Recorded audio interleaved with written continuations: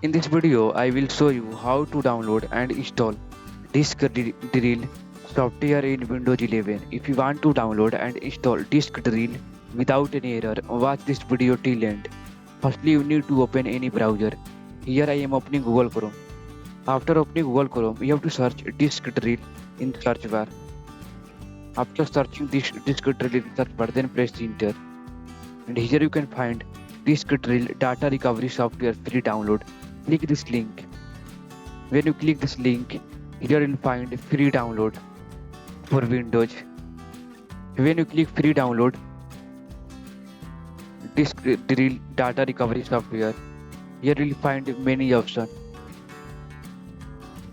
And here you have to choose where you want to save this file. Here I'm choosing Windows download folder. After choosing download folder, you have to click save. And you can see our file is downloading. We have to wait for some time, and you can see we have just downloaded it. Now it's time to install it. Disk drill. For installing it, go where file is present. Here I'm going download folder. Here I can see my file. Right click on it, then click open. After clicking open, you have to click install. You have to click and disk drill is installing.